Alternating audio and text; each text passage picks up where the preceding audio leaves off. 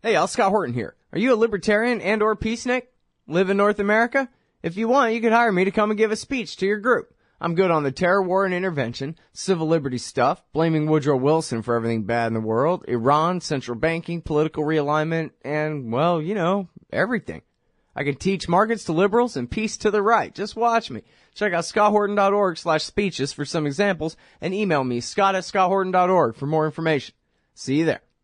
All right, y'all, Scott Horton Show. Check out the archives at scotthorton.org and sign up for the podcast feed there as well. Follow me on Twitter at Scott Horton Show. All right, introducing Shashank Bengali. He is a co-author of this very interesting, very important article in the Los Angeles Times. We thought things would get better. A year after the nuclear deal, Iranians await economic recovery. Welcome to the show. How are you doing, Shashank? Very good. Good to hear from you. Appreciate you joining us today. And so it says here, reporting from Tehran. Are you in Tehran now? No, I left Tehran a couple weeks ago, was there for about 1 week under a visa given by the Culture Ministry, and so I've been back. I'm based in India. I've been back here in India for the past couple of weeks. Okay, good deal. That's part of calling people on Skype is I don't know where they are without a country code and stuff. All right. So cool. So spent a little bit of time there, and now, as you say, it's 8 months since the lifting of the international sanctions, and I think, the listeners of this show are pretty familiar with the idea that the Iranian President Rouhani had promised the Iranian people that this nuclear deal is really going to help us, and it's going to really be worth the loss of face in scaling back their nuclear program and expanding the inspections the way they had. But you're saying that that reality just doesn't seem to be playing out on the ground there in Iran. Is that right?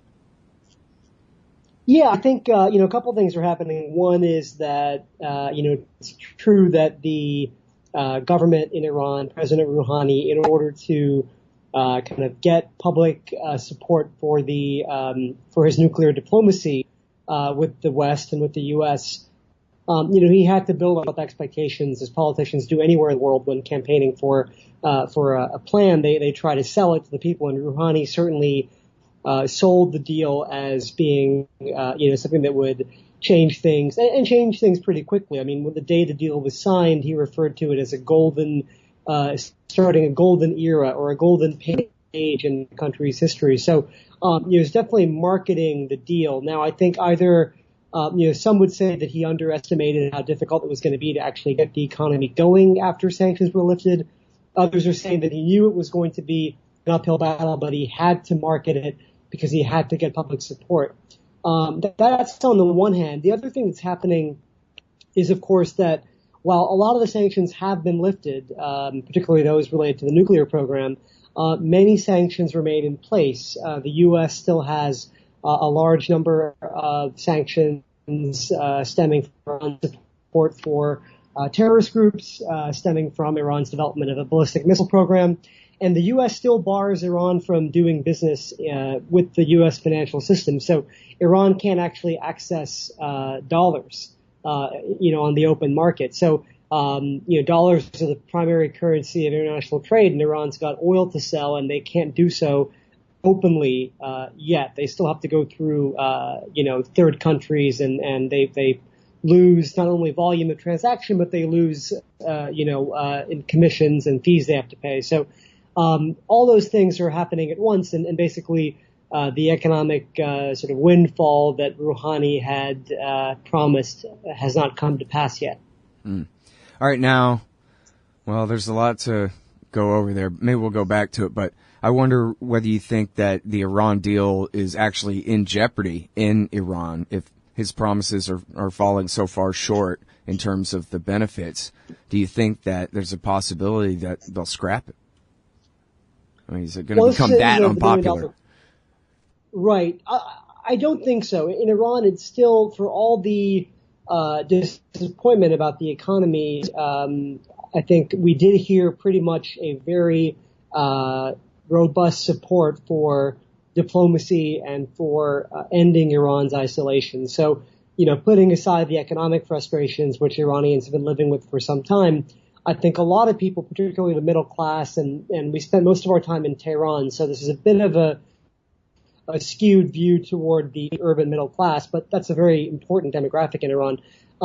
These people, they really felt that Iran was on a collision course with the U.S. and was on a path that could lead toward, military confrontation, perhaps a war. And so from that standpoint, they're very happy that seems to have been averted with this deal. Iranians maintain that the biggest threat to the nuclear deal is actually the hawks in the U.S. Congress. So Republican opponents of nuclear diplomacy who believe that this deal was a giveaway are still the ones who are, arguing for more sanctions, for scrapping the deal altogether. So the threat may actually come from this side of the ocean as opposed to the Iranian side. Mm-hmm. Well, and yeah, I mean, when you mention all those other layers of sanctions for supporting Hezbollah or developing missiles, et cetera, U.S. politics basically dictates that can only get worse or stay the same. But it's not like there's any kind of real warming here or any sort of, I don't know, even if the Democrats were in control of the House and the Senate, it doesn't seem like there's really much pressure to say, hey, we need to, let the Iranian society see some benefit and some relief from doing diplomacy with us beyond just taking the threat of war off the table for a time, as you said, which is hugely important. But this could be an opportunity to move forward in our country's relationships. But it doesn't seem like there's any, political pressure or momentum in D.C. to continue along those lines at all.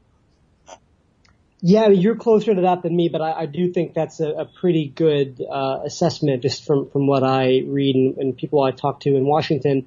There is no real robust Iran lobby, pro-Iran lobby, I should say, in the U.S. that's really going to argue for, or be able to sway even moderates in Congress on, dramatically changing the relationship with Iran. I think people still want to see, is this country going to end its support for Bashar Assad in Syria? Is it going to end its support for Hezbollah and various other militia groups that it funds? No question that Iran, does a lot of things that are adversarial to the U.S. and that are antithetical to U.S. interests. I think the hope for many in the White House and this administration was that this could be, the nuclear deal could be the beginning of, restarting a conversation that's been halted with Iran for so many decades now, and restarting a conversation about those other thornier issues in the Middle East. Both Iran and the U.S. Are trying to stop the spread of ISIS, trying to stop the spread of Sunni militant groups across the Middle East. And frankly, the more time I spent there, it's apparent really to anyone who goes to Iran that culturally the U.S. and Iran have so much in common in terms of, we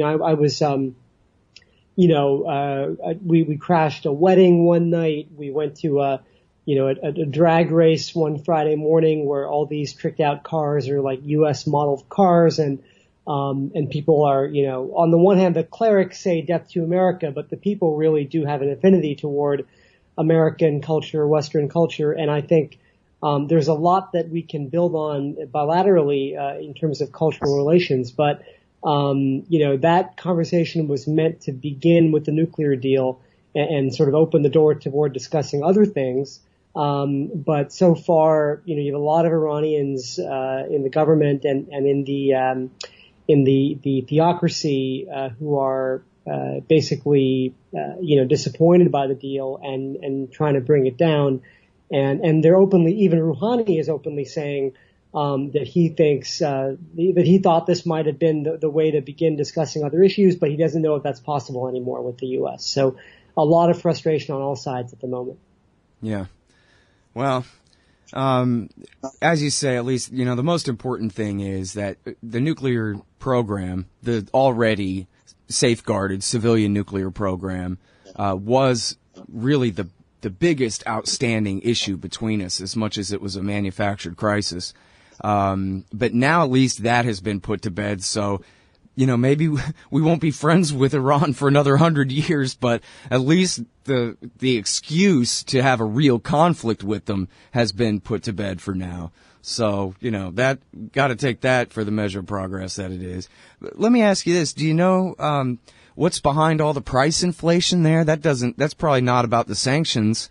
But do they just have a real loose monetary policy right now, buying up their own debt and that kind of thing? Or 'cause you talk about in your article about how, all the shopkeeper, everybody's really, all the shopkeepers and their customers alike are upset about the rising prices all over the place.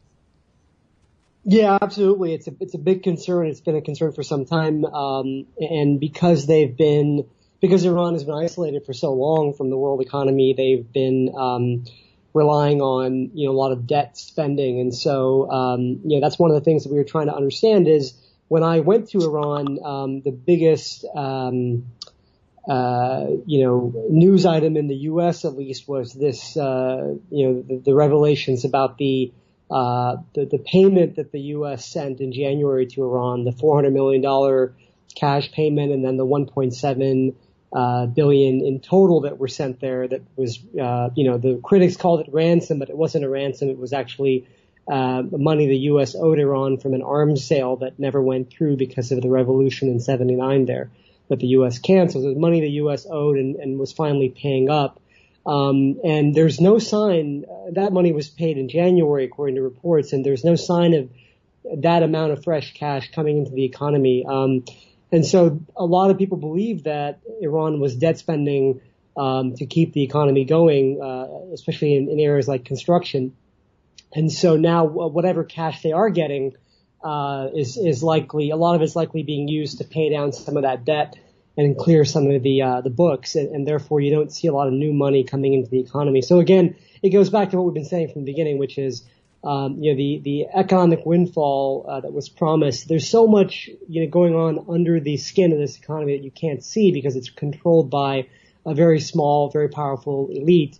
And they've been trying to balance books for a long time without being on the benefit of being on the open market. And of course, with falling oil prices and their limits on the ability to sell their oil, they've really been getting it from all sides. And so it stands to reason that there's going to be a lot of inflation. There's going to be, falling currency value, and all those kinds of things that conspire to keep prices, high and going higher.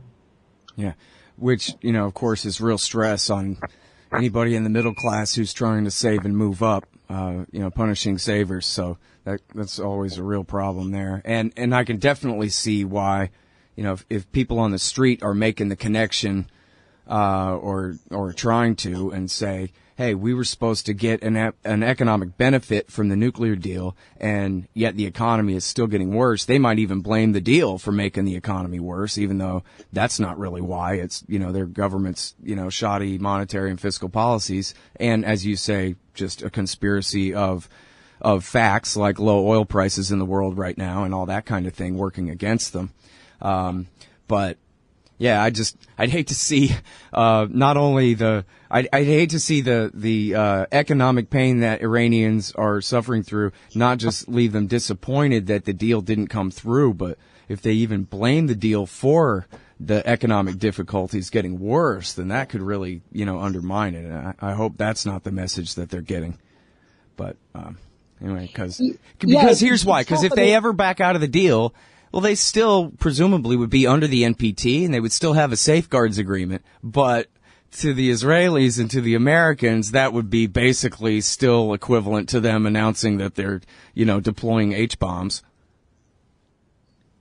Right. Look, I mean, I don't think we should fool ourselves and think that there's any chance of getting a more moderate government, a more moderate president than is in power right now in Iran. Right. There's no sort of liberal hope out there that is really going to radically transform the system there. It's still a theocracy. It's still ruled by very tough hardliners. We've seen with Rouhani's election 3 years ago and with what happened with the parliamentary vote a couple months back, beginning of this year, what we've seen is the middle class and the moderates and the reformists asserting themselves and really trying to demonstrate to the theocracy that they hunger for somebody who's going to come in and try to reform the relationship with the West. And on the other hand, they also want someone who's going to give more social freedoms. And this government in Iran has basically given up on social freedoms. They know that they have no room to maneuver on that with the hardliners. So they feel they have enough of a mandate to pursue a deal that's going to help the economy, because everyone needs that. Even the hardliners who have their fingers in all the pies of the economy, they need economic relief. So the government of Iran has a mandate to do that. They don't have a mandate to do much more than that. And I don't think there's going to be, the U.S. has to be a little bit concerned that if they don't find a way, or if this deal doesn't bring some relief in the next several months, Rouhani is up for re-election next June, and there's a reasonable concern that he might face a more conservative challenger. The polls, and you take polls in Iran with a huge heaping of salt, because it's very difficult to do opinion polling in Iran in general. But, one poll that's out there suggested that Mahmoud Ahmadinejad, our old friend from a decade ago, was actually doing very well in opinion polling as far as a head-to-head confrontation with Rouhani. So not to say he's going to come back and run the country again, but that there is a conservative backlash brewing against the shortcomings of this sanctions relief.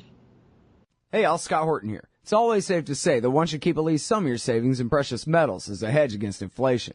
And if this economy ever does heat back up and the banks start expanding credit, rising prices could make metals a very profitable bet. Since 1977, Roberts Brokerage Inc. has been helping people buy and sell gold, silver, platinum, and palladium, and they do it well. They're fast, reliable, and trusted for more than 35 years. And they take Bitcoin. Call Robertson at 1-800-874-9760 or stop by rrbi.co. Yeah, well, and if anything, the polls would probably tend to be biased toward the urban, educated, and more moderate leaning, as opposed to, the people in the countryside who would be more likely to support Ahmadinejad and people like him. So, yeah, that sounds like a pretty bad portent. I don't know. I guess, like you're saying, we don't know he's running again, but anyway, it's a signifier of the political dynamics there, and there are plenty more like him anyway. But now, okay, so talk to me a little bit more about the oil, because, geez, I guess I assumed, just like the Iranian people assumed, that under this deal, more, if not all of it, more Iranian oil would be hitting the market. But you're saying they still have to go, like basically things haven't even changed since before the deal?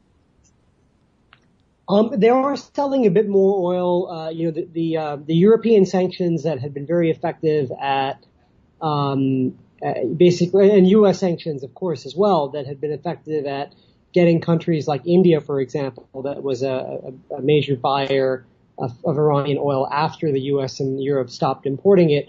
Those countries are able to come online again and start purchasing, but there's a problem with payments, and Iran is unable to pay in dollars, so it's limited a little bit the degree to what they can sell, and of course oil prices being so low, even what is being bought, it's not returned to the levels of several years ago, but what little is being sold on the market is not fetching what it used to for Iran. So that is not really having much of an impact at the moment.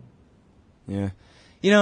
I don't know if anybody's really in charge or not. I guess not. I mean, we have a president and everything, but it seems like, not even he, never mind, congressional obstruction. It seems like there is no design here to make sure that the Iranians feel like they're benefiting from the deal. I mean, if in the days of Dick Cheney and Mahmoud Ahmadinejad, the moderates were the bad guys that were supposed to be marginalized at all costs so that the hawks could benefit from their conflict, then in these days, when the moderates are working together, it seems like our moderates ought to be making it a point that their moderates have something to show for their diplomacy.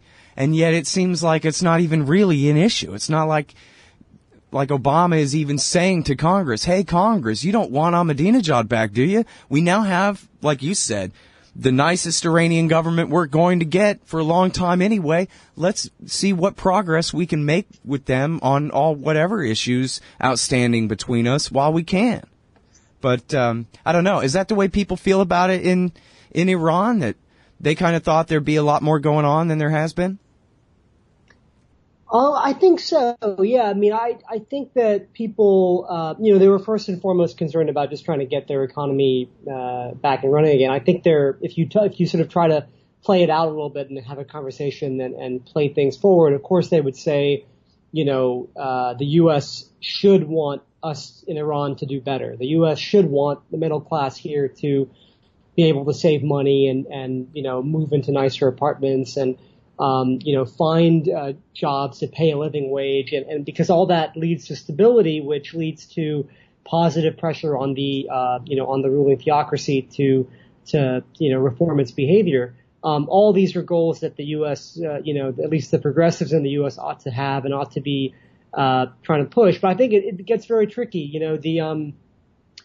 Every time the Obama administration has tried to improve Iran's access to dollars, for example, they faced an immediate backlash from not just Republicans, but also some Democrats who are worried about re-election. And, I wrote a story separate to the one you're referring to about the effort by Boeing to sell aircraft to Iran. Iran wants to buy about 100 new and used aircraft from Boeing because they're badly in need of updating their very old, very dangerous domestic fleet.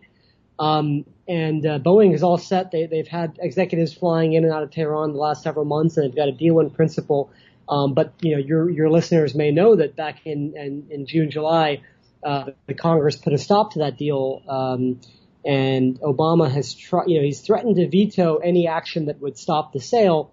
But I think the consensus now, the understanding is no deal is going to go forward until after November, because it's just far too much of a hot potato to deal with an election coming for moderate Democrats who are facing re-election in the House. So anyway, all that is a way of saying that I think there is not huge electoral gains to be made by Democrats trying to, advocate for Iranian middle class consumers to do better. Right. But certainly I think I do believe that it would be a good thing for progressives in the U.S. if they could sort of, understand that this, stabilizing that economy and that society, could actually go a ways toward, moving that regime in the direction that the U.S. would like to see it go in. Mm-hmm. Well, and the hypocrisy here is pretty legion. If you go back to 2009 and, to hear Lindsey Graham and the Republicans tell it, basically the CIA should have gone in there and supported the Greens in a coup and done a 1953 all over again or something. Or sometimes, I guess, maybe that was Lindsey Graham. Most of the Republicans didn't quite go that far, but boy, oh boy, were they mad at Obama for not doing enough to support the moderate green movement in that election where they tried to make a color-coded revolution kind of a thing out of it there. And yet, and I guess, Rouhani isn't exactly the Greens, but same difference if the point is a president with a foreign minister who can get along with ours and that kind of thing, as opposed to the days of Ahmadinejad. This is they should be doing everything if just to be consistent with their own position, to undermine the likes of the Iranian right. But I guess, conflict is better politics than peace here in America. So, there are no votes in November for, helping the Iranian middle class. It's still such a demonized place is my sense. And, that's what was part of what made it so fascinating to be there. As I was saying, it's a place that, we have so much in common with culturally. It's just, it's by far the most progressive, young people that I've seen anywhere in the Middle East. I've been to quite a few countries in the region, and it's, the place where I would say I've seen, maybe with the possible exception of, Beirut, the fewest number of women who wear the veil, the most numbers of couples, walking around holding hands, little things like that just kind of hint at this, sort of liberated, somewhat tolerant, culturally, sort of sophisticated society. Part of it is, again, we were in the urban areas for the most part, and Tehran's always been a bit of a cosmopolitan city. But, just on the surface, we've got conservative parts of America, of course. So, I think I just was struck by just how normal things looked for a country that's supposedly this big boogeyman and this very conservative place. Mm-hmm. No question the regime in charge is conservative, but the middle class and the people in the cities do everything they can to quietly push those boundaries. Mm. Well, and I hate to bring this up, but you mentioned the election there, and of course Trump, who knows nothing about the deal, he's never said anything about, except for they get some money, but even then he said it was U.S. taxpayer money, clearly revealing that he doesn't understand the first thing about the deal that he says is the worst deal in the whole wide world. I'm sure he doesn't have any idea about what their nuclear program used to be like and the degree to which it's been restricted, what a safeguards agreement even is, or anything like that. And yet on the other side, you have Hillary Clinton, who really opposed the deal in the first place. Even the New York Times version says that she wouldn't have done it. They had to get Kerry in there to get the thing actually through. And even though, she's basically married to the Obama administration and has to support it overall as an effort, she takes every opportunity to say, oh, but I'm going to enforce it much more vigorously than Obama has. And I'm going to, double down on this and that. And just imagine, we talk about whatever, and there's not really much she can do, right? The inspections are already expanded. All she could really do is just be worse on loosening the sanctions and the economic restrictions on our end in order to basically welch on the deal that her predecessor made. So. Right. I think, it's unclear that she could do much more than just avoid opening up any relief, any loopholes that the deal might allow for, as far as giving giving Iran the benefit of the doubt, giving them access to dollars, giving them the ability to buy U.S. aircraft. I mean, these are things that are within the scope and within the letter of the agreement, but there's, of course, this movement in the Congress to prevent those kinds of little things that would make it easier for Iran. Hillary, I could see her trying to hold Iran, basically throw the book at them and try to extract as much as possible. I don't really see much. I don't see much happening in terms of I don't think you're gonna constrain Iran's behavior much more by being tougher. As tough as the sanctions were, they were incredibly crippling for the economy, and that's the way to get at this regime. And what they got in return was they got a deal. So I think, of course, enforce the deal. That makes a lot of sense.